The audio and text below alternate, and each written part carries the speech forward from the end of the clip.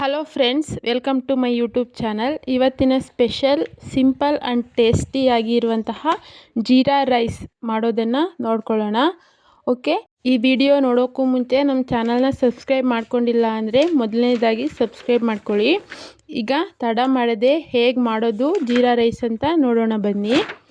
ಒಂದು ಪಾತ್ರೆಗೆ 2 ಗ್ಲಾಸ್ ಅಕ್ಕಿನ ತೊಗೊತಿದ್ದೀನಿ.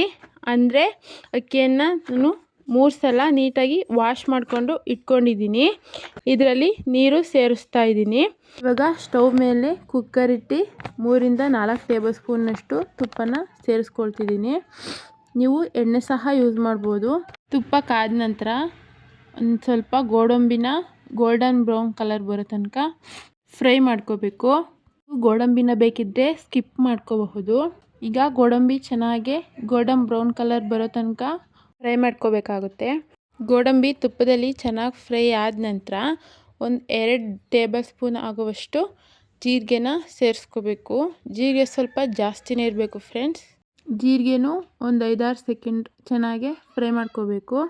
ಜೀರಿಗೆ ಫ್ರೈ ಆದ ನಂತರ ಒಂದು 2 ಈರುಳ್ಳಿ ಚಿಕ್ಕದಾಗೆ ಕಟ್ ಮಾಡ್ಕೊಂಡು ಇಟ್ಕೊಂಡಿದ್ದೆ, ಅದನ್ನು ಸಹ ಸೇರಿಸ್ಕೊಂಡು ಫ್ರೈ ಮಾಡ್ಕೊತಿದ್ದೀನಿ. ಈರುಳ್ಳಿನ ಒಂದು 2 ಸತಿ ಹಿಂಗೆ ಕೈ ಆಡಿಸ್ಬಿಟ್ಟು ಒಂದು 5-6 ಉದ್ದುದಕ್ಕೆ ಮೆಣಸಿನ್ಕಾಯಿ ಕಟ್ ಮಾಡ್ಕೊಂಡು ಇಟ್ಕೊಂಡಿದ್ದೆ. ನೀವು ಬೇಕಿದ್ದರೆ ಹಸಿರು ಕಲರ್ದು ಹಾಕ್ಕೋಬೋದು ಮೆಣಸಿನ್ಕಾಯಿ. ನಾನಿಲ್ಲಿ ರೆಡ್ ಕಲರ್ ಬಂದಿರೋ ಮೆಣಸಿನ್ಕಾಯಿನ ಸೇರಿಸ್ಕೊಂಡು ಅದನ್ನು ಸಹ ಫ್ರೈ ಮಾಡ್ಕೊತಿದ್ದೀನಿ. ಈರುಳ್ಳಿ ಯಾವುದೇ ಕಾರಣಕ್ಕೂ ಕಲರ್ ಚೇಂಜ್ ಆಗಬಾರ್ದು, ಆದರೆ ಹಸಿ ಸ್ಮೆಲ್ ಹೋಗಬೇಕು.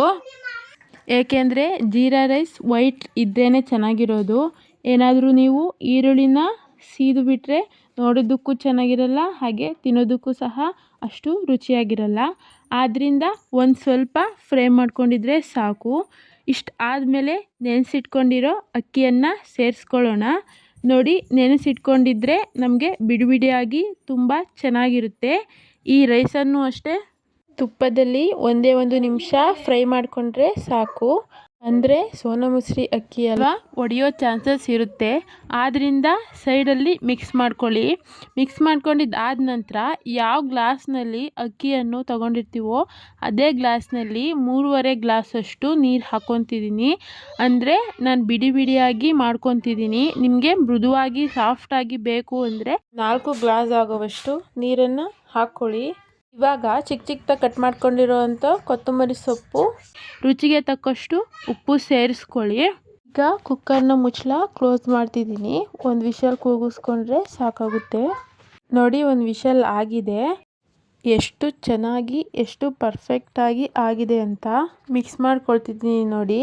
ಎಷ್ಟು ಕಡಿಮೆ ಇಂಗ್ರೀಡಿಯೆಂಟ್ಸ್ ಅಲ್ವಾ, ತುಂಬ ಈಸಿಯಾಗಿ ತುಂಬ ಚೆನ್ನಾಗಿ ಮಾಡ್ಕೋಬಹುದು. ಈ ಜೀರಾ ರೈಸ್ಗೆ non veg fry, non veg sambar ಅಥವಾ ವೆಜ್ ಕರ್ರಿ ಯಾವುದಾದ್ರೂ ನಿಮ್ಗೆ ಯಾವ್ದು ಇಷ್ಟನೋ ಅದ್ರ ಜೊತೆ ಸರ್ವ್ ಮಾಡ್ಕೋಬೋದು. ನಾನು ಚಿಕನ್ ಫ್ರೈ ಜೊತೆ ಸರ್ವ್ ಮಾಡ್ಕೊಳ್ತಿದ್ದೀನಿ. ನಿಮ್ಗೆ ಯಾವ್ದು ಇಷ್ಟನೋ ಅದ್ರ ಜೊತೆ ಸರ್ವ್ ಮಾಡ್ಕೋಬೋದು. ಮಕ್ಕಳಿಗಂತೂ ಉಪ್ಪು ಖಾರ ಮತ್ತು ತುಪ್ಪ ಹಾಕಿದ್ದೀವಲ್ವ, ಅವರು ಇಷ್ಟಪಟ್ಟು ತಿಂತಾರೆ. ವೈಟ್ ರೈಸ್ ಮಾಡ್ಕೊಳ್ಳೋದ್ಕಿಂತ ತುಪ್ಪ ಜೀರಿಗೆ ಹಾಕಿ ಈ ರೀತಿ ಜೀರಾ ರೈಸ್ ಮಾಡ್ಕೊಂಡ್ಬಿಟ್ರೆ ಫ್ಲೇವರ್ಫುಲ್ಲಾಗಿ ತುಂಬಾ ಚೆನ್ನಾಗಿರುತ್ತೆ. ಈ ರೆಸಿಪಿ ಇಷ್ಟ ಆಗಿದ್ದರೆ ಲೈಕ್ ಮಾಡಿ. ಹಾಗೆ ಮತ್ತಷ್ಟು ಈಸಿ ಆ್ಯಂಡ್ ಟೇಸ್ಟಿ ರೆಸಿಪಿಗೋಸ್ಕರ ಅರ್ಷು ಮನ್ವಿ ಚಾನಲ್ನ ಸಬ್ಸ್ಕ್ರೈಬ್ ಆಗಿ.